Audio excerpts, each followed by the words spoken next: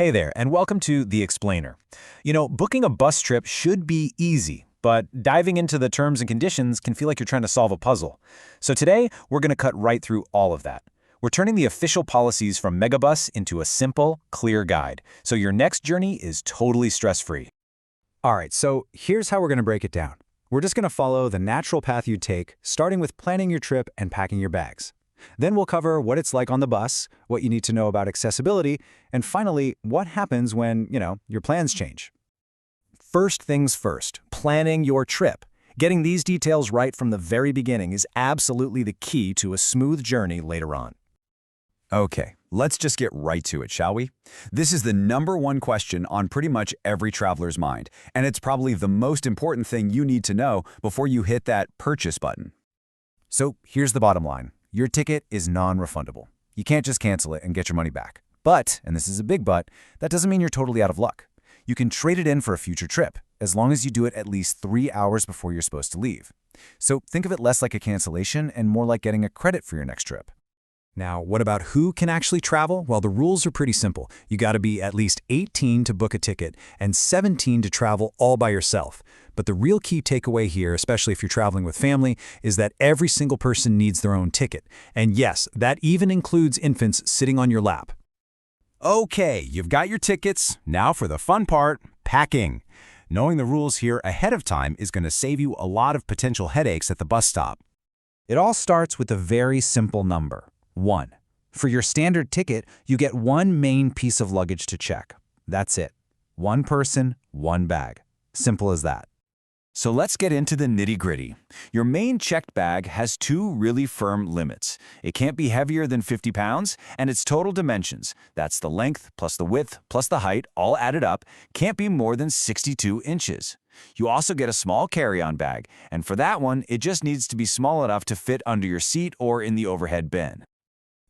What you can't bring is just as important as what you can. Things like alcoholic beverages, weapons of any kind, or hazardous materials are a definite no-go. They're not allowed anywhere, not in your checked bag or your carry-on. And once you're on the bus, that rule also applies to smoking. And yep, that includes e-cigarettes and vapes too. Okay, but what about the big stuff, the fun stuff? What if you want to bring your bike or your skis or maybe your guitar along for the ride?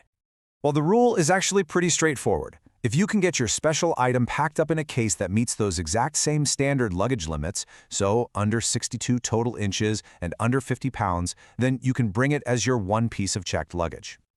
Now, when it comes to bringing a furry friend along, the policy is very, very specific.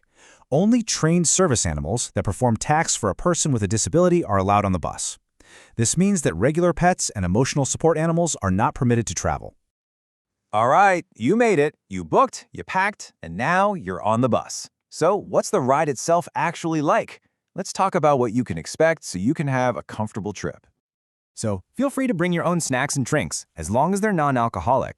And while there might be free Wi-Fi, it's always a good idea to have a backup plan, because that service isn't guaranteed. But here is the absolute most important thing you need to remember on travel day: get there at least 15 minutes early. Seriously, the bus will not wait and you could lose your ticket.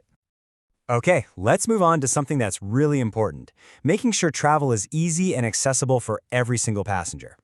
So this is their official promise, right from the source. It's all about providing accessible travel. But what does that actually mean for you when you're booking your trip? So how do you actually let them know you need assistance? Well, they've built it right into the booking process. When you're booking online, you just select yes when it asks about special requirements and answer a couple of quick questions. Or, if you'd rather, you can just call their customer service line. The most important thing is to just let them know what you need ahead of time. And this is a really thoughtful detail, It shows a real commitment to making sure everyone is comfortable. On those longer express trips, if you have a disability and can't use the standard onboard restroom, you can actually ask for an unscheduled rest stop. It's a really practical and important policy. Okay, so life happens, right? Plans change. Let's circle back to that trade-in option we talked about earlier and see exactly how it works if you need to move your trip. When you're changing your ticket, timing is absolutely everything. As you can see, it's a sliding scale. The more notice you give, the cheaper it is. If you make a change more than 24 hours out, it's a pretty small fee, but that cost definitely goes up the closer you get to your departure time. And here's one last thing to keep in mind, a little heads up. On top of that trade-in fee, you also have to pay a new reservation fee for the new ticket. So you've got the trade-in fee plus the new booking fee. Just be sure to factor both of those in when you're making a change.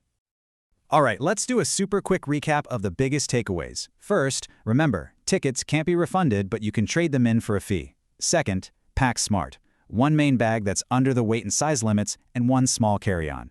Third, only trained service animals are allowed. Fourth, plan ahead for any accessibility needs. And finally, I'm going to say it one more time, get to your stop at least 15 minutes early. So, there you have it. You've got the essential rules of the road for a smooth and simple bus trip. And you're all set to travel with confidence. The only real question left is, where are you going to go next? Thanks for watching.